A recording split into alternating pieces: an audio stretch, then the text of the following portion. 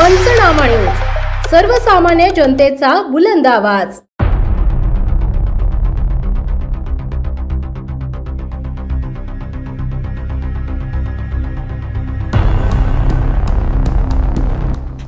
लिमडावाडी परिसरातील दुकान फोडले, चोरटे सीसीटीव्ही कॅमेऱ्यात झाले कैद। चोरटे छप्पर फोडून खाली दुकानात गेले, केली चोरी। 6 महिन्यांपूर्वी झालेल्या चोरीचा अद्याप तपास नाही।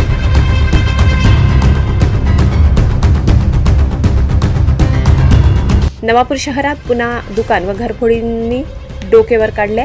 मागे झालेल्या घरफोड्या व दुकान फोड्यांचा तपास लागत नाही, तोच पुन्हा चोरट्यांनी दुकान फोडून 50,000 रुपयांचा मुद्देमाल चोरून नेल्याची घटना घडली आहे। लिमडावाडी परिसरात पहिली चोरी दिलीप स्वीट मार्ट येथे झाली। त्यानंतर 5 परिसरात होलसेल किराणा दुकान असून पहाटे 3 ते 4 वाजेच्या दरम्यान दुकानाची शटर फोडून चोरी करण्यात आली।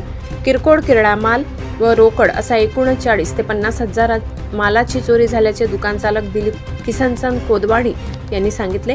घटनेबाबत त्यांनी तात्काळ आजूबाजूच्या दुकानवाल्यांना बोलावून चोरी झाल्याची माहिती दिली।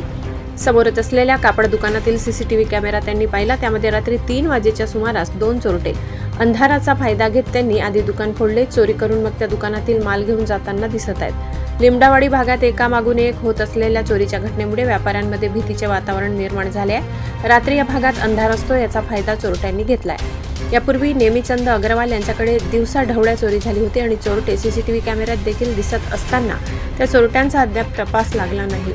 नवापूर शहरात होणाऱ्या घरफोड्या दुकानफोडीवर आळा केव्हा बसणार असा प्रश्न नवापूरकरांना पडलाय। पोलिसांनी घर व दुकानफोडी करणारे व मोटरसायकल चोरट्यांचा तपास लावण्याची मागणी होत आहे। मैं दिलीप किसनचंद कोदवानी बोल रहा हूँ और हमारे यहाँ पे चोरी हो गई है और साबू गए, माल गया है सब 50-1 हज़ार का। ऊपर देखा दरवाज़ा टूटा हुआ था, ताला तोड़े हुए थे और विनंती है चोर को जल्दी जल्दी पकड़ो।